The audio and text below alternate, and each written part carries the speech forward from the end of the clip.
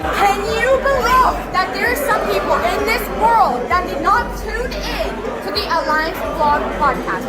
Shame on you! Shame on you. My name is Ella Envy, and I'm one half of the NWA Women's World Tag Team Champions. And I'm Kinsey Page, the other half of the NWA World Women's Tag Team Champions. And you better go listen to the Alliance Vlog. What is it called again? Podcast, period. Or you're ugly.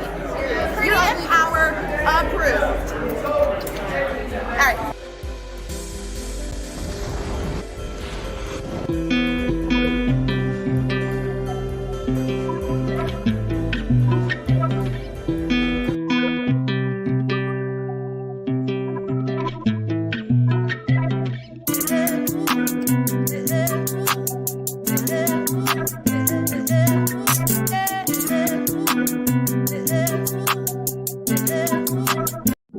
Hey guys, check this out. I am officially now sponsored by Dubby. Dubby is a clean energy drink made to give you focus with no crash. If you guys are like me, you're always needing a burst of energy, especially with one with no crash. Dubby contains vitamins, amino acids, a nootropic, and 150 milligrams of caffeine. It keeps me awake with no jitters, guys. Check it out. Merch link is in the bio. Dubby. Mi gente, you already know who it is. It's the radioactive pop with Danny Limelight, United Wrestling Network World Heavyweight Champion. And make sure you tune into the Alliance Vlog every week. You heard it here first. Straight from Poppy. Well, you heard it here first. Ladies and gentlemen, my name is J Cal. And as soon as I get rid of that echo, I'll be feeling a lot better. All right. Hey, what's up, everyone? Welcome to the pre-party, a presentation of Alliance-Wrestling.com, your number one source for news and information for the National Wrestling Alliance. Like I said, my name is J Cal, and it has been quite the technical struggle today.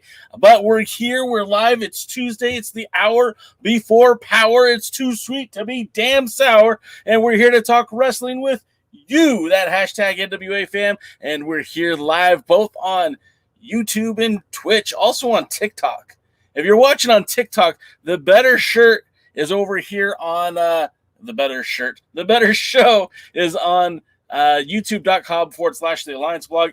My shirt says I am a lamb some guy, but it is backwards when it's on TikTok. So there it is, guys. I already see that a bunch of my buddies are in the house. I'm looking at Willie Bowen is here. I'm looking at Mike is here. Heebs is here.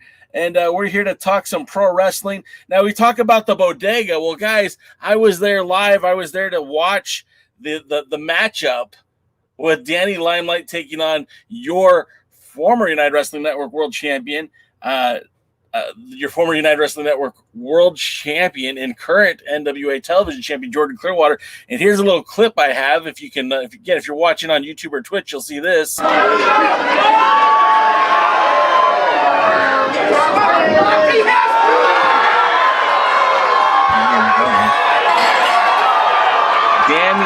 Danny damn near broke the table there. And you can see how pro that Irvine crowd is for Danny Limelight.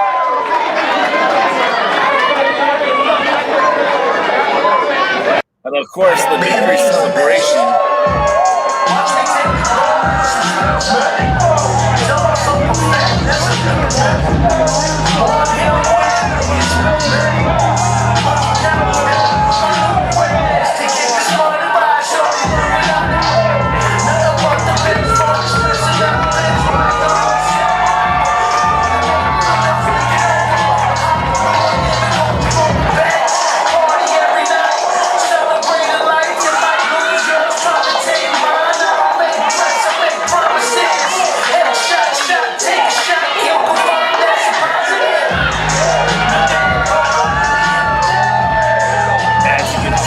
Very pro Danny Limelight crowd down there in Irvine.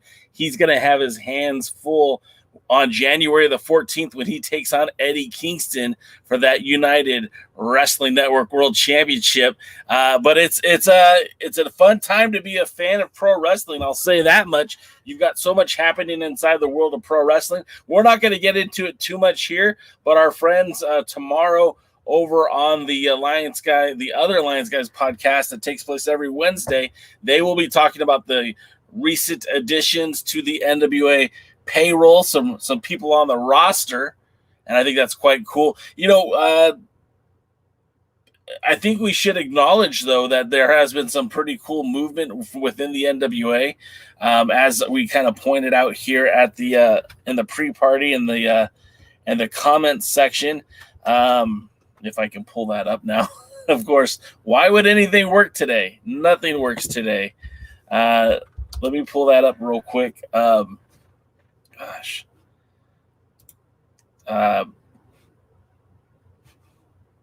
Sorry, guys. We do know that there's a contract signing scheduled for the live taping. Now, I don't know if I would use this means of transportation to highlight my live event. The only match, the only set of circumstance that has been announced for that live pay-per-view, well, not pay-per-view, the live power taping is a contract signing. Now, that is not, to me, a draw to watch this program. Now, obviously, we know contract signings are going to be filled with all kinds of fiascos. There are going to be all kinds of crazy things that potentially could and will happen on the power taping. Now, of course, we've got the Cardona family. We've got the Idol Mania Sports Management. It's like a powder keg just ready to explode. And I mean, you're going to have these guys live on a Tuesday night out there in, I believe it's in Knoxville, Tennessee. I think I could be mistaken. You guys can correct me in the chat if I'm wrong, but I don't know why they're using that as the selling point of this show. To me, I think it would be much better to hype up that live event with a title match, maybe a world title match, maybe a women's world title match, or maybe Scion defending that national champion. Anything more than just a contract signing. To me, I don't think that's the ideal way to get people excited about the program that they're going to be putting forth. It's a live event. A live event means that, of course, there's going to be some unpredictability, but I really feel like it's a shame they should have went a little bit further and announced a title match. I think that would have gotten more people excited. Hey, Poyo's in the house. What is up, Poyo? Dodie says, Jade Cal's TikTok dancing. I'll save that for the OnlyFans page. Dodie says, I see people on dinner tables. I remember wrestling at the Chase, classic crowd. Yeah, Dodie, where they record that particular wrestling show, the Championship Wrestling, is at a comedy club called the Improvs, and they have improvs all over the United States, especially in California. There's a dozen or so of them. The one in Irvine was recently redone, and Championship Wrestling from Hollywood. United Wrestling Network has filmed many shows from there. In fact, I think it was 2 years ago, maybe 3 years ago, prior to the COVID, Impact taped a series of matches there as well. So that's been like the home of the United Wrestling Network since leaving Port Hueneme. They do 90% of their tapings there. They also film at the Commerce Casino. And of course, now we're going to go to that, the new place in Mesa, Arizona. That should be a lot of fun. That's going to be that title match with Eddie Kingston and Danny Limelight. We'll see how that comes out. I see Willie Bowens here. He says, Dodie, is Tyrus at that dinner table? Did you see the way that table broke? Might have been. Mike says Danny will retain against Eddie, but then Eddie and Danny team on New Japan Pro Wrestling. Well, right now, Eddie Kingston has been partnering, with Homicide, and most recently, it's kind of interesting. On Sunday night, there were 2 shows. There was the New Japan Strong taping in Hollywood called Nemesis, and that matchup featured Finley's kid. I think is I can't remember which Finley it is, but we're just going to call him Finley's kid, teamed up with Homicide and Eddie Kingston to take on Team Filthy, which was Filthy Tom Lawler, Danny Limelight, and I believe Bobby Fish. Now, after that match ended, immediately afterwards, Danny Limelight jumped in the vehicle, jumped in his car, drove over an hour and a half to be in Irvine to wrestle Jordan Clearwater for nearly an hour. So, I mean, I don't think you're going to see Eddie Kingston and Danny Limelight teaming anytime soon. However, it'll be very interesting to see what happens when they reach Mesa, Arizona. I see Poyo's in the house. Much appreciated, Poyo. Good dirt. And a live signing. So where is it live, Jay? Are you talking about the show that's in Irvine, California? The Red Carpet Rumble where Danny Limelight will be wrestling.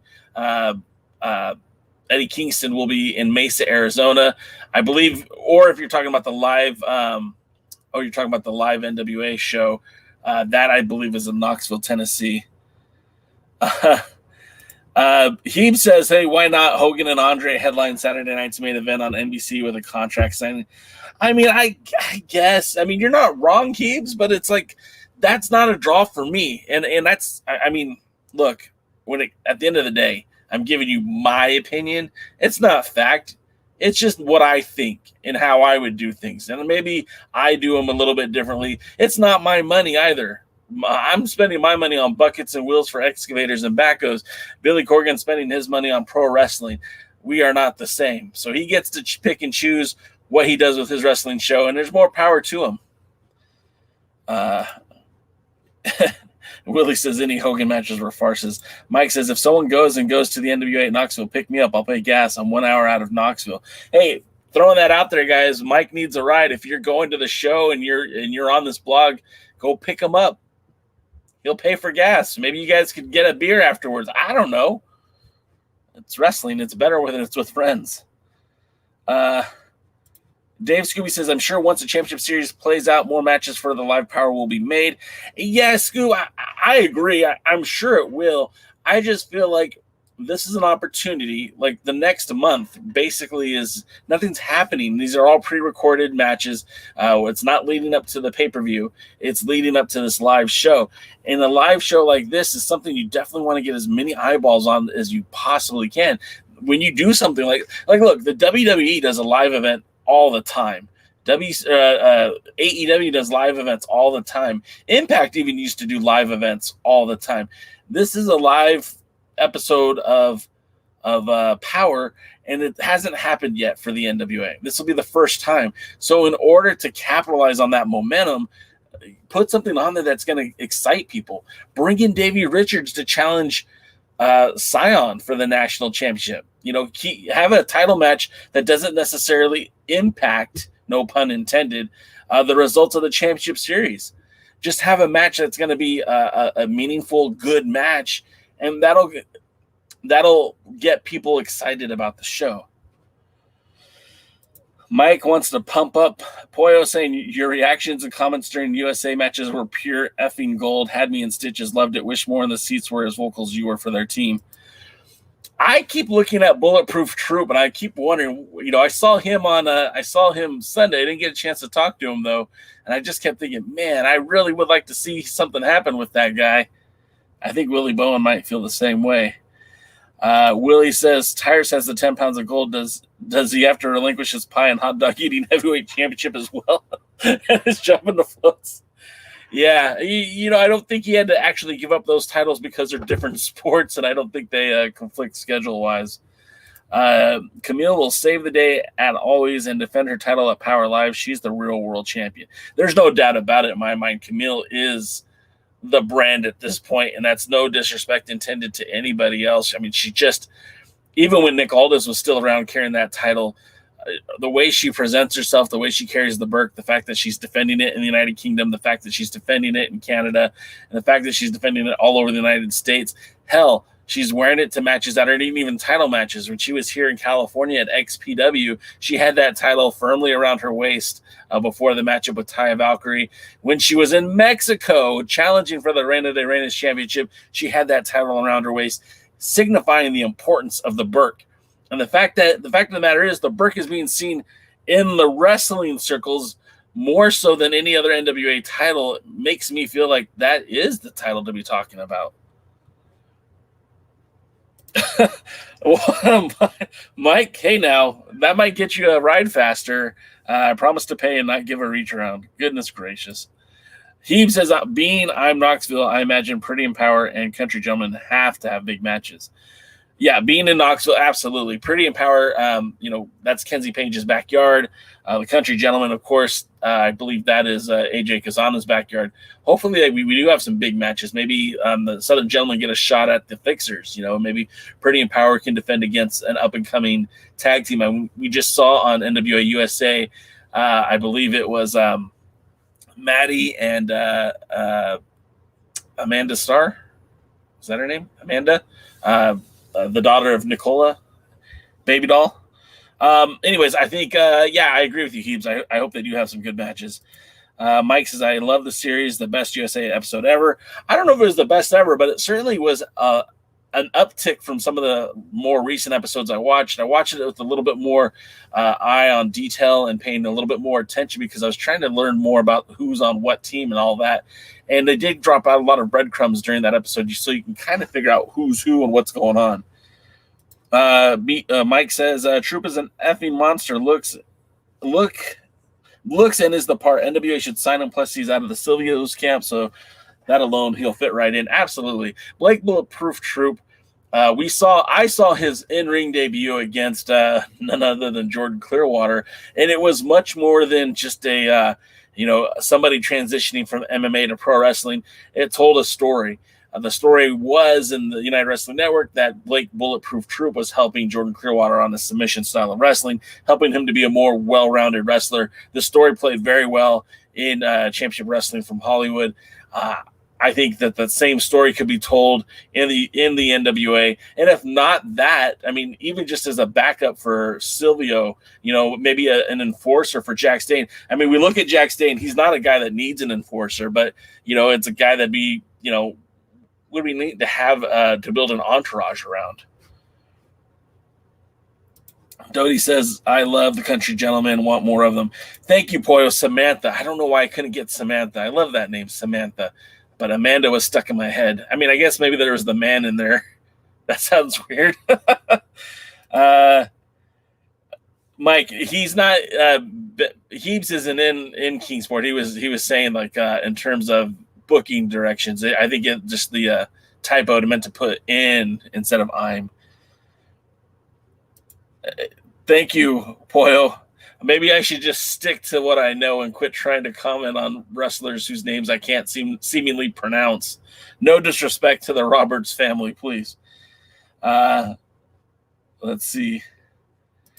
They added on-screen graphics and testimonials. They were a nice touch. Yeah, I do. I felt like that really helped tell the story, kind of shared the narrative. Like what you're talking about, I actually screen grabbed one of them because I felt like it was helpful. Like, look, now I know who's on the team. now I know what's what, you know, and I mean, they're literally showing me what matches are right there in front of me. So yeah, Samantha Starr and you know, Samantha Starr and Maddie actually did pretty good as a makeshift tag team. I don't think that I would necessarily. I kind of liked Misa, Kate, and Maddie as a tag team, but you know, I feel like somebody like Samantha Starr, she has a lot of potential. I still feel like she needs some more seasoning, if you will, but I felt like she had a lot of potential.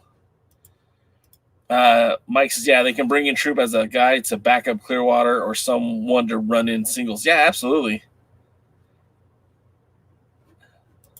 And it's all good, man. It's we're all on the same page here, and I'm glad I can be entertaining to you. And Mike points out that Poyo was right. We're all loving this new series.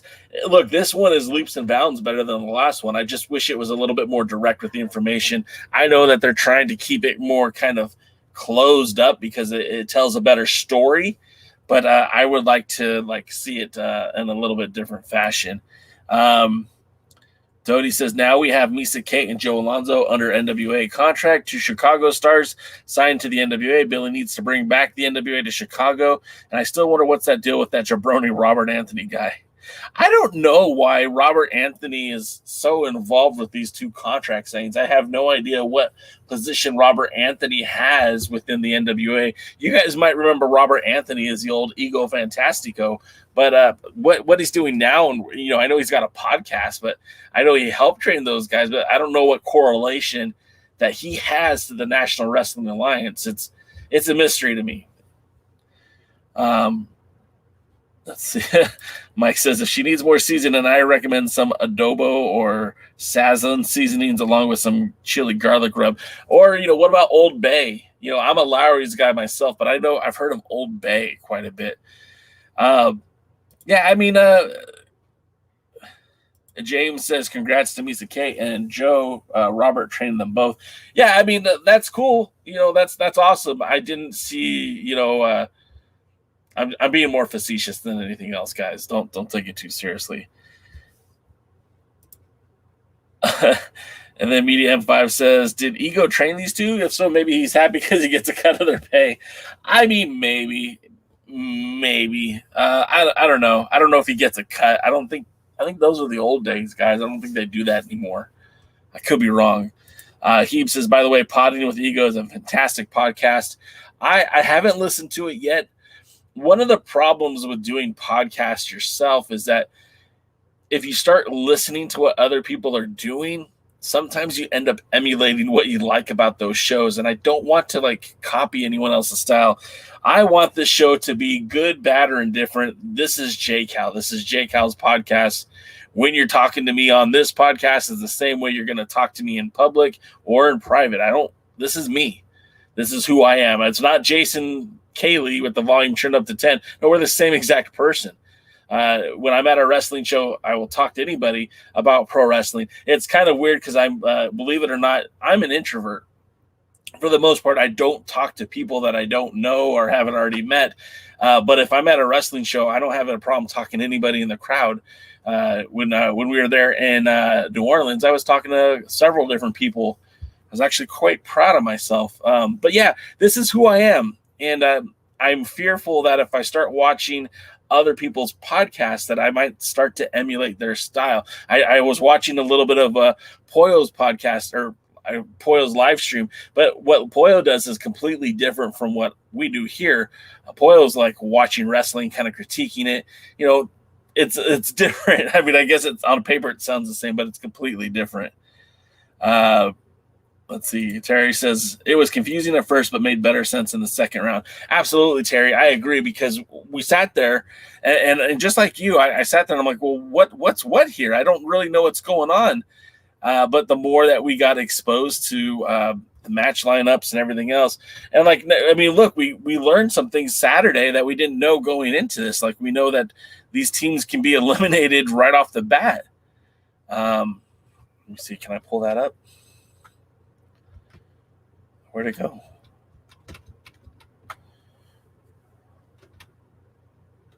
Yeah, I mean, on the championship series, we we learned some things. So all of a sudden my computer's being not very helpful. Well, anyways, so yeah, things are starting to come into play, and it's looking a little bit different. So now we kind of have a better understanding of the championship series. Doty says, this Robert Anthony guy seems suspicious. He seems involved more with the NWA, but why is I've never seen him in an NWA ring? This jabroni is mysterious. I mean, look, if he wants to be in the NWA so bad, have him go talk to Billy Corgan and petition for a contract. And he got two other people signed. Why can't he get himself signed? Come on, Robert, if that's your real name. Mike says, yeah, some Old Bay with a little Goyo Badila seasoning. I mean, Mike, now you're talking a language that I don't speak, but it sounds interesting. Dave Scooby says Old Bay on everything here in Baltimore. Yeah, I never knew what Old Bay was, and you would see TV shows and movies that featured Old Bay, and I'm like, what is that? And someone told me it's just the East Coast version of Lowry's. And then I told that to someone on the East Coast, and they got very upset with me. Willie says, Blunt Force Trauma, the next NWA Worlds or United States Tag Team Champions. Yeah, man, I'm excited about that pair, and I would like to see more. We got to see Carnage wrestling (2) as that's the kind of part of the championship series I wish they could have somehow avoided. Like, I want Carnage to go on and do different things now. I don't want to see Carnage in the ring with, let's see. Mike says, Dave Scooby, damn right, especially Old Bay with some chili lime seasoning on pork, seafood, and corn. Corn, huh? Thanks, Mike. I do appreciate that. Rodsville, what's up, brother? Poyo, damn it, you can't tell wrestling fans to be patient. That doesn't exist.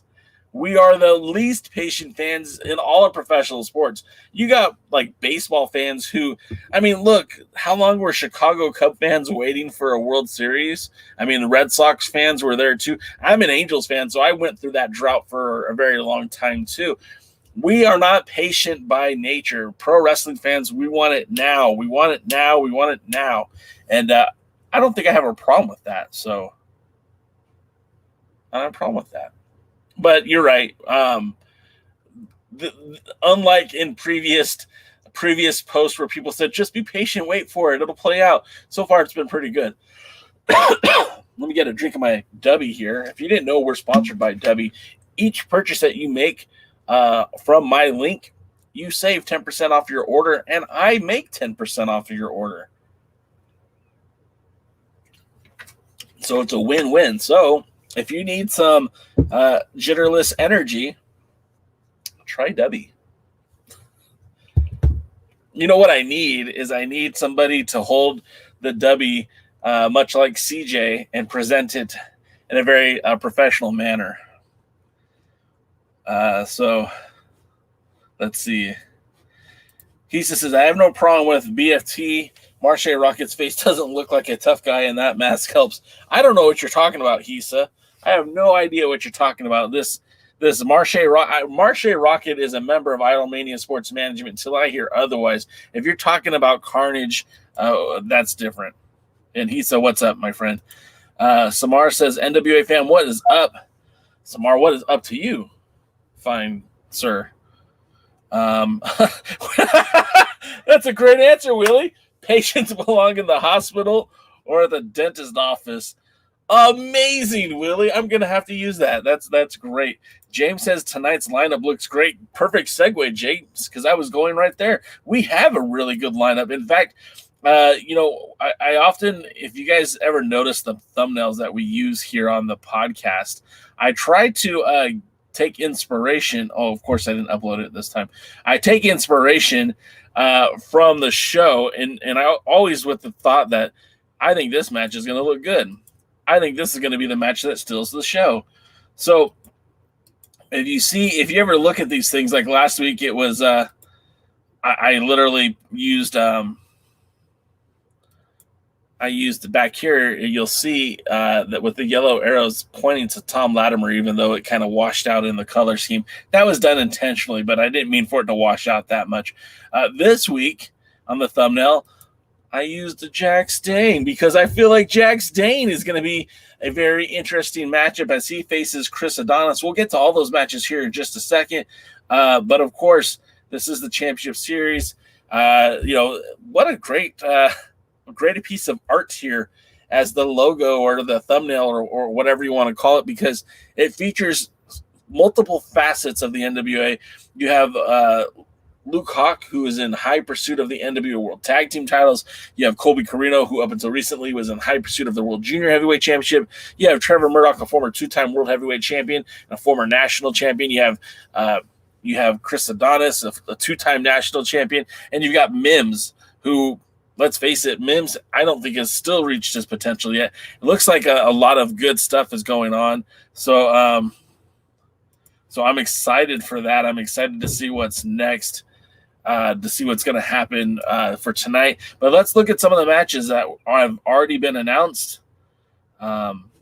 Wait, more comments. Oh, how very darn me. Champions Series. I did say Championship Series. So thank you for the correction, Poyo. I don't mind criticism. I like to be right. I like to be corrected when I'm wrong. So there's no ship. It's a Champion Series. Champion Series. Thank you, Poyo. I'm being facetious. I really do appreciate that. I hate sounding stupid, and I didn't know I was saying it incorrectly. I thought it was the Championship Series. But if I look here closely, it 100% says Champion Series. Champions Series. And this matchup is a battle of two tag team wrestlers who, let's face it, Luke Hawk is amazing.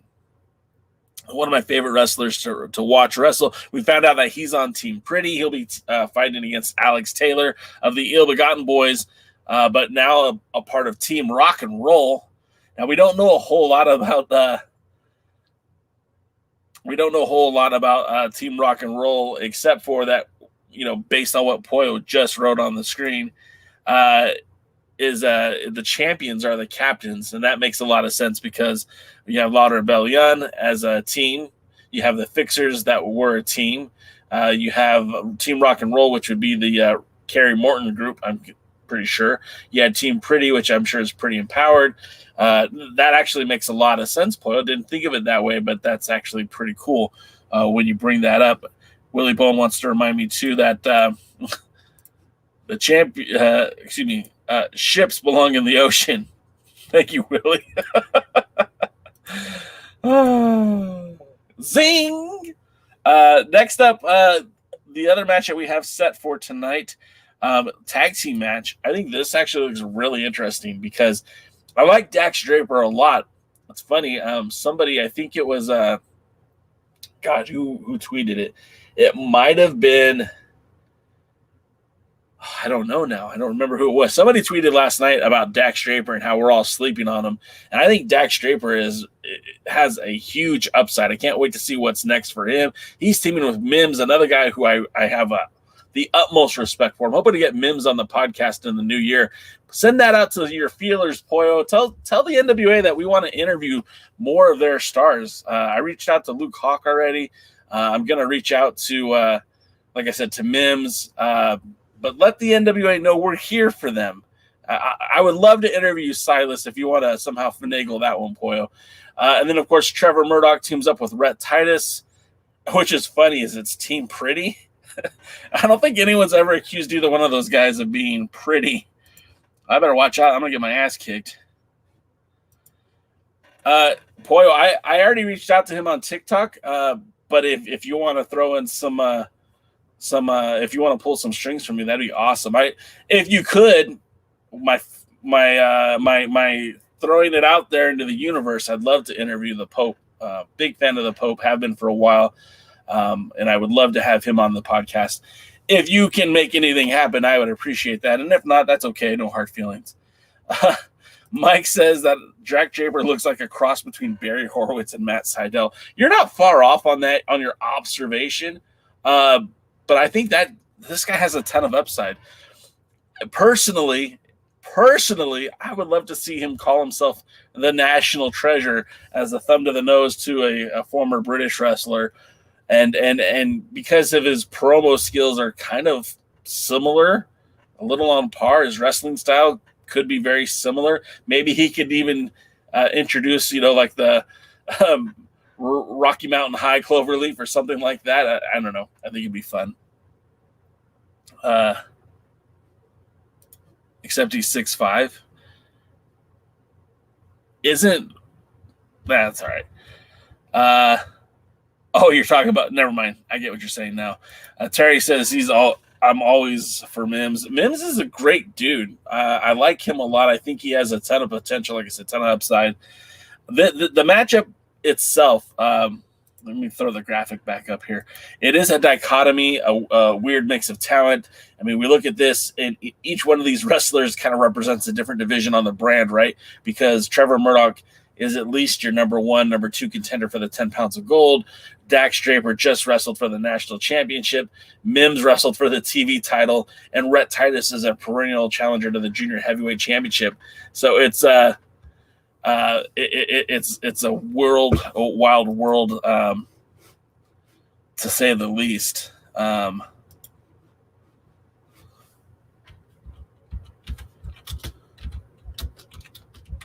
Sorry.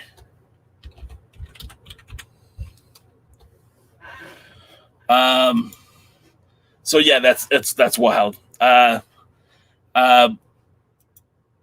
I lost my train of thought there. Then we have another scheduled bout. This one looks a little on the different side to me. I'm not trying to say it's bad or good, but AJ Kazana, he was one of the finalists for the television championship. You got Colby Carino. This one should be a lot of fun. It's kind of funny to me, and going back to the Luke Hawk, he's on Team Pretty. He should have been on Team Rebellion. And if you guys know anything about the history of La Rebelion and Amaria from Mexico, from the Crash, and you've heard me talk about it on this podcast, he was a part of La Rebelion. Again, when it was more of a stable, less of a tag team. The La Rebelion Amaria was actually Rey Ores, Luke Hawk, Bestia, Mecha Wolf, and a few other guys, and it was a pretty big group.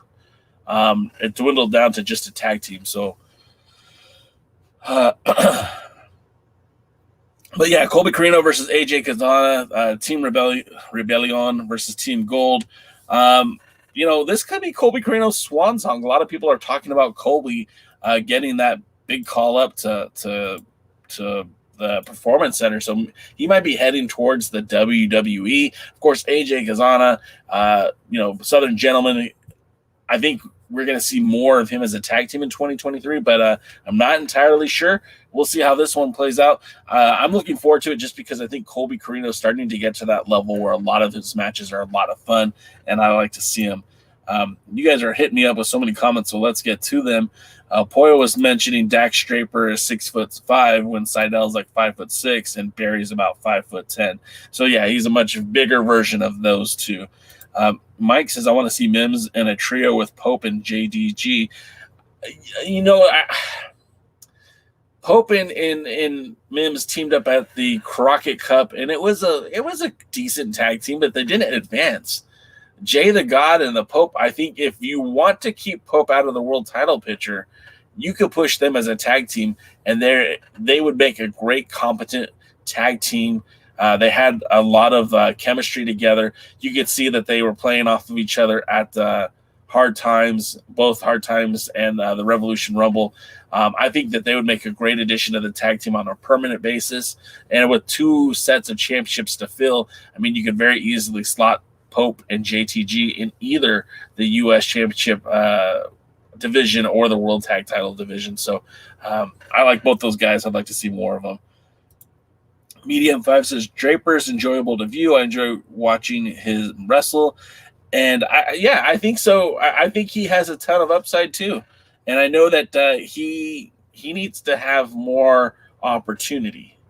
But he's only been in the NWA for a short time, just leading up to Hard Times. And really his introduction to the NWA was that national title tournament. He says, I will have a hunch that the team Genocide is on will win. Genocide was on the team that won last time, so you might be onto something. Dodie says, I hope AJ wins because Colby has nothing to prove anymore since he'll go to the WWE next year. And for a while, the NWA needs to build AJ for their future. That's appropriate. Poyo points out all three of those wrestlers. We don't like people turned into a faction just because we're all black. That's a very fair point. Very fair. And I don't think, this isn't the 1990s of the WWE. We don't need a stable just based on race. Pope, look, I feel like Pope is the hardest guy to class in the NWA because there's this weird dichotomy surrounding him because clearly he's leaps and bounds better than most of the talents on the roster. And that's not an insult. That's just a fact of life. But the fact of the matter is, I feel like the Pope should be challenging for the world's heavyweight title. So the question is, what do you do with the Pope until then? Well, the same thing they did with Eli Drake or LA Knight or whatever you want to call him is you put them in a tag team and you let them have success in the tag team. It was a smart move to do with James Storm and Eli Drake in the first season of Power. They made them a tag team. That way you kept them away from the major titles, allowed them to still be championship caliber athletes without putting, having them eat up all the real estate. Because, look, you had to build up Trevor Murdoch. You had to build up Ricky Starks, which eventually led to Zicky Dice. You had to build these guys up. You had to give them the opportunity. And if you had Eli Drake and James Storm in there, it wouldn't pass the sniff test. And I kind of feel that's how it is now. Like, with no disrespect intended to Scion or Jordan Clearwater or anyone else, the Pope should be in those positions. The Pope should have those titles. And the fact that he doesn't it baffles my mind. So putting him in a tag team makes a lot of sense to me. JTG is a bit of a tag team specialist. Love to see them team up, not based on race, but based on ability. If you can find me an adequate partner to put with the Pope in a tag team that would make sense better than JTG, I'm all for it. But I don't necessarily need a stable with those guys. I don't need any more stables really at all unless it fits a better narrative. And I'm not talking about the control your narrative. I'm just talking about a trios that makes sense. And that's me talking a lot about race relations in the world of professional wrestling. He says, I'm into Mims and Kazano would be a money tag team. They're sworn mortal enemies. Yeah, it's kind of like how we talked about, the Fortunate Sons pairing of Kerry Morton and Colby Carino would be a lot of fun, even though that they've been on opposite sides of the ring for the most part, just because it'd be a weird dichotomy. And I feel like you're right. AJ and Mims would be a weird dichotomy if you put them together. But I also feel like AJ and Anthony Andrews make a lot of sense as a tag team, so I wouldn't want to break them up. But you look at on the roster, you guys look at a guy like Dak Draper or, who else is there that's available? There's a lot of guys, right? Like Mayweather. They're not doing anything with Mayweather right now. What if they put Mayweather in a tag team with Mims? What if they put Mayweather in a tag team with the Pope? I don't know. I think that would have a lot of potential. Samar says, I would like to see Pope challenge for the World Championship in a pay-per-view main event. Same. 100% the same. Terry says, I cannot see Mims in any faction. He is a great filler wrestler who plays an important role in the sport. Yeah, eventually he's got to grow out of the position he's in right now. But as of right now, he's got the flexibility that he can work both sides of the ring. He could be a heel if they wanted him to be. They don't have enough faces to make that make sense, though.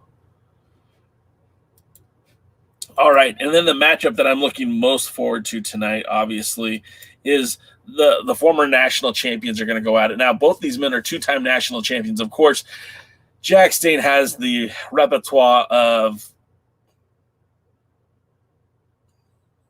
I don't even have words. He is a grand slam. Let that sink in for a minute. Jack Stain has held the NWA Tag Team titles, defended those titles in Japan with New Japan Pro Wrestling.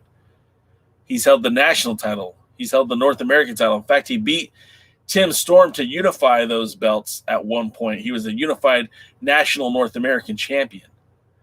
He beat Anthony Mayweather to hold his second national championship.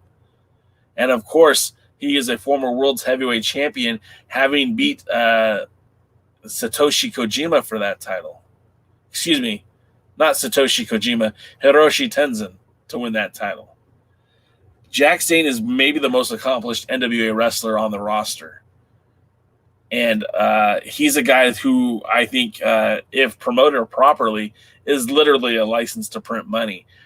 He's maybe the only guy on the roster that could stare down the face of Tyrus and not be intimidated by size, and certainly could match strength with. That's a guy to me that should get some serious consideration in taking the belt off of Tyrus. Media says, I wouldn't mind either seeing Mims in a team with Dane if it could be done, but that's only if NWA can't find anything else for him. See, I want Dane by himself. If I'm going to be perfectly honest, I want Dane, main eventing some pay-per-views. I want him in the ring with Tyrus. Because, you look at Tyrus and what makes him unique and special and all these other things, aside from the attributes from being on Fox News, aside from the attributes of being as big as he is, there's only one guy on the roster that's even close to being as big as him, and that's Dane. But Dane is a little bit different, where Dane is very sculpted and muscular and powerful. And, well, let's face it, there's a reason why they used to call him Godzilla. The dude is just built different. And I think you put him in the ring with somebody like Tyrus, like Trevor Murdoch. That's going to be a lot of smashing, a lot of what is it? Meat slapping, heavy meat slapping. I think that's the expression we've coined. We call it a hoss fight back in the old days. These would be some great hoss fights. And if that's what Billy Corgan, that's the direction he wants to go. To me, more so than a Matt Cardona, would be a Jack Dane. He says maybe we'll see Daddy Silvio Esquire in the ring. I think if we're going to go that route, I know that he and Jamie Stanley posted a photo not too long ago as a tag team, kind of saying, hey, you don't want this heat. And I'm like, yeah, actually we do. That'd be a perfect fit for both guys. Also, with Bulletproof Troop, maybe him and Silvio could form some sort of tag team. There's a lot of options, and the roster keeps growing. Of course, the great news coming out earlier this week is that 2 more talents have been locked up for 2023. I think these are smart business decisions. I think these are good moves, and I'm excited about it.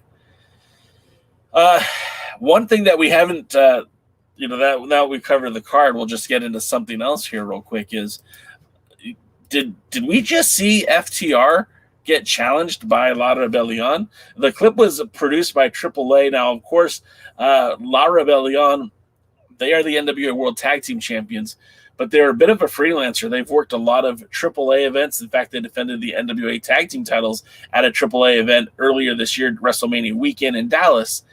Now, they haven't defended the NWA World Tag Team titles in Mexico, but they did bring them there on their multiple appearances for the Crash. And I think it would be very fitting to see FTR defend those World Tag Team Champions, those AAA tag titles against the NWA World Tag Team Champions. In a quest to be the best tag team in the world, FTR has really done it all. At the same time, holding the IWGP Tag Team titles, the AAA Tag Team titles, and the Ring of Honor Tag Team titles, a belt that surely would be in the wheelhouse for both Dax and for FTR, would be those World Tag Team titles. And I think at this point, it would make sense for them, career trajectory, as well as many other things. I mean, look, if it's possible, those guys should definitely be in the Crockett Cup next year, if they're not already locked up somewhere else by then. But yes, they are a competent tag team. They're a great tag team. They're the Revival, for crying out loud. And putting them in the ring against La Rebellion would be a test of both teams. And I think that'd be very exciting and very fun. But we'll have to wait and see how that all plays out. I see that Heaves just pointed out FTR does have a defense very soon this weekend, maybe. Yeah, and I want that to be a successful defense for them, but I also saw that FTR posted on, I think it was Twitter, that, thank you and that they're done. I don't know if that means they're done with Ring of Honor. I don't know if that means they're done with AEW. I don't know if that means they're done wrestling for the year. I don't know. So we'll see what happens if they hold those tag team titles come March. Hopefully they'll be part of that crossover event, the World as a Vampire Tour festival, whatever you want to call it, in Mexico City, with the NWA and the AAA putting on a joint event. So we'll see what happens there. Willie says, what makes Tyrus special? Because he's a vacuum cleaner with teeth. Jesus. Woo! Oh, man. Okay. All right. As we break down the championship series just a little bit further, I did want to point out a few things that I saw that are worth noting. If I can pull it up on my screen here, which apparently I cannot. So give me just a second here while I pull it up on my screen. If my computer will allow it. And apparently it will not allow it. Let's see. Okay, so getting back to the championship series, one thing that we have to realize is that these eliminations are happening. We are seeing teams being eliminated from competition, and it's happening sooner than I think we thought it would. Looking at the teams right now, come on, computer, work with me here. So we know that Team Brickhouse has been eliminated, and that was the team featuring Camille. Pollo Del Mar as the assistant. Sorry, Pollo. Tom Latimer, J.R. Kratos, question mark numero dos, Samantha Starr, Maddie, and Jeremiah Plunkett. Although they scored a whopping 10 points, which is actually pretty significant, it all came down to the elimination match with the alternates where Rolando was able to score an extra pin. So Team Tyrus was able to advance. We know that Team Tyrus is I see Poyle's comments. I have to get to those real quick. It was terrible. Horrible. I do justice, Poyo. That's why you're the entertainer and I'm the podcaster. I can't believe that during Plunkett ruined it all. JP let us all down. He let us all down. JP, if you're out there, you let me down, brother. But we still have, and then also the Team Fixers were eliminated, which was very surprising. Wrecking Ball Legursky was the assistant. Jay Bradley was the captain. The team that we knew of was Odinson, Marty Bell, Kylan King, and Rush Freeman. I felt like they didn't flush out a full 5 members for that unit, and I believe that they were supposed to have 5 members on each team. We know that Team Great, who currently has 9 points, is captained by Scion. His assistant is supposed to be Austin Idol, and although we haven't seen Idol, but he was supposed to be the assistant. And then that team consists of Bully Ray, Angelina Love, Misa Kate, PJ Hawk, Judeus, and Sal the Pound. Now that's 1, 2, 3, 4. Is that 1, 2, 3, 4, 5, 6 people? And I felt like they were supposed to have at least 5 members per team. We know that Team Gold, which I think is Jordan Clearwater, and I know that they referenced that Magic Jake was his assistant, is Anthony Andrews, Chris Adonis, and AJ Kazana. But they didn't list any other members of that team. We know that Team Pretty is Pretty Empowered are the captain, co-captains, whatever you want to call it. Luke Hawk, Trevor Murdoch, Rhett Titus, and then for some reason I wrote Luke Hawk twice. So again, we don't have a full introduction of that team. So it's a little bit mysterious, if you will. Team Rebellion, Rebellion is obviously Loud Rebellion are your captain, co-captain, and Jack Stain, Colby Carino are on that team. Team Rock and Roll, which I can only assume is Kerry Morton's the captain, and perhaps maybe Ricky Morton is your co-captain. You have Dax Draper, Mims, and Alex Taylor, but not a full roster. So we don't know who are still on these teams. We don't know who are still in play. Hopefully we'll find out more of that this week on Power. Of course, we're all going to tune in just about 5 minutes to see what's going to happen to that. Let's see. Doty said, is Larry D the infamous question mark? 2? I don't know what you're talking about, Doty. I mean, Larry D, I don't even think he's involved with the NWA, let alone I don't know what his Mongrovian status is. Does he even have a passport? Can he even visit Monrovia? These are questions I don't have answers to, and my journalistic integrity is if I can't truthfully tell you one way or the other, then I probably shouldn't comment on it. So to whom the true identity of the question mark number 2 is, I don't know. James Bell says Tyrus has a special stipulation. If he beats Matt, he gets Willie for 5 minutes in the drive-thru. I don't think Willie's pulling for that one. Poyo says some folks get drafted to other teams. That would make sense. I mean, I looked at that audience though, and I felt like there was enough people that they could have announced things. But again, I get it. Some of this is hasn't still working out the kinks. I don't want to pretend like I know what's exactly going on because I wasn't there. There were no fans in attendance. And Poyo, you certainly know more about what's happening than I do with how this was all panned out. If it makes sense on TV, I guess that's all that matters. We'll have to wait and see. Willie Bowen says prayers for Barry Windham, former NWA World Heavyweight and U.S. Heavyweight Champion and 2-time NWA World Tag Team Champions with Lex Luger and Dustin Rhodes, Western States Heavyweight Champion. I do agree, positive vibes for our boy Barry Windham. It sounds like he's doing better. It sounds like he's in a more stable condition. And if you are the praying type, you might want to pray for former NWA World Heavyweight Champion challenger Jason Strife, who at the age of 37 has entered hospice care, which is a real downer. That's usually a very, very bad sign. Jason Strife competed out here locally for Championship Wrestling from Hollywood, SoCal Pro Wrestling, was a regular out here for quite some time with Magnum Pro, had his own wrestling promotion, and during the pandemic in 2021, invited Nick Aldis to go to Des Moines, Iowa to defend the 10 pounds of gold against Jason Strife. Hell of a match, hell of an athlete, hell of a person. And my best wishes for him and his family as they go through this very difficult process. It sucks. There's no positive way to spin it. There's nothing positive to say about it. At 37, entering hospice care is not a good sign at all.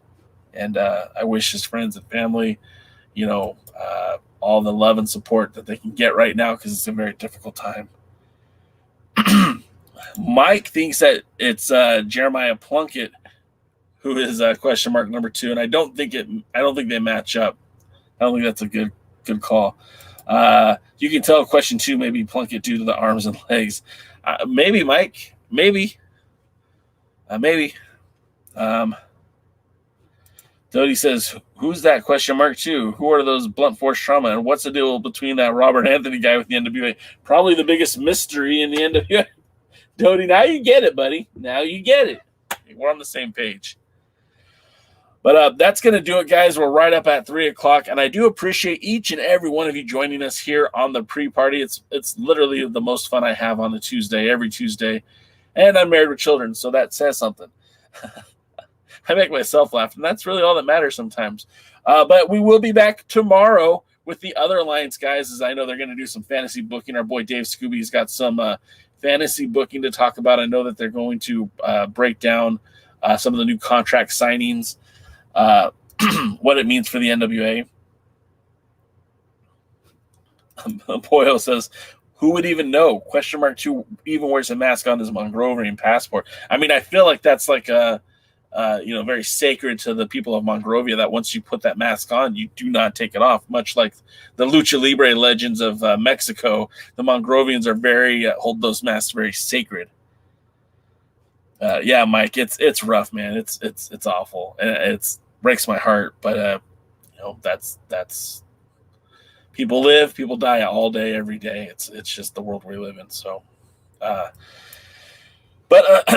come back tomorrow night. Come back Wednesday with the other Alliance guys. They start at 6:05 Eastern, 3:05 Pacific. Of course, the other Alliance guys. This will be the final show of the other Alliance guys for the season. We won't be here next Thursday. We'll have another pre-party on Tuesday as we take the rest of the year off. and the other Alliance guys will be here this Thursday. That'll be the season finale, the 2015. I think I just had a stroke. The 2022 finale. We're wrapping it up for our year end. So join us, and we'll say all the good stuff about the NWA and what we like, what we don't like. And I do appreciate you guys. If you do enjoy the podcast and you want to help support it financially, you can always buy T-shirt, hats. The link is in the video description. Also, we are proudly supported by Debbie. If you're looking for a jitterless energy with no crash, it does have caffeine, but it has a low sugar or no sugar. In fact, as I'm looking at the case right now, it doesn't say. Oh, well, I'll find out more for that to you later, guys. But until then, we're going to call it a Tuesday. Go enjoy Power. And until next time, I will see you all at the matches. Thanks for checking out the pre-party, a presentation of Alliance-Wrestling.com. You should hit that subscribe button and join our community. I also want to remind you that we recap NWA Power every Thursday at 8 p.m. in the live stream. We try to stay social, so find us at the Alliance blog. And until next time, we are the Alliance.